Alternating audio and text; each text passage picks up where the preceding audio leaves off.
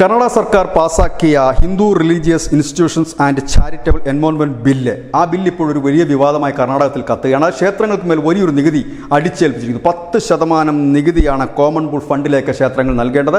വാർഷിക വരുമാനം 1 കോടി ഉള്ള ക്ഷേത്രങ്ങളാണ് 10% കോമൺ പൂൾ ഫണ്ടിലേക്ക് നികുതിയായി നൽകേണ്ടത്.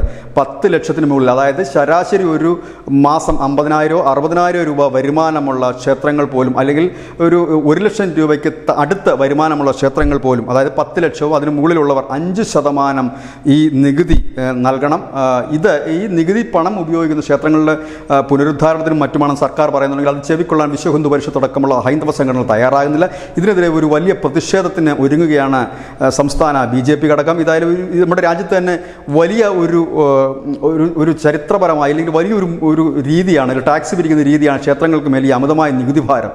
ഒരുപക്ഷെ നമ്മുടെ കേരളത്തിൽ പലതിനും സെസ് ഏർപ്പെടുത്തുന്നുണ്ടെങ്കിലും അതിനെയൊക്കെ കടത്തിവെട്ടുന്ന രീതിയിലാണ് കർണാടകം പോയിരിക്കുന്നത്. 10% ടാക്സ് നികുതി കോമൺ പൂൾ ഫണ്ടിലേക്ക് നൽകണമെന്ന് പറയുമ്പോൾ അതൊരു വിശ്വാസ സമൂഹത്തെ ആക്ഷേപിക്കുന്നത്. കാരണം അവരുടെ പൈസ മാത്രം എടുത്തുകൊണ്ട് പോകുന്നു കാലങ്ങളായി അവർ പറയുന്നതിനെ അക്ഷരാർത്ഥത്തിൽ ശരിവെക്കുന്നതാണ് ഇപ്പോൾ കർണാടക സർക്കാർ തീരുമാനം. ഇതിനെതിരെ വലിയൊരു പ്രതിഷേധം ഉയർന്നിരിക്കുന്ന ഒരു സാഹചര്യം കൂടി നിലവിലുണ്ട്. News desk news India Malayalam.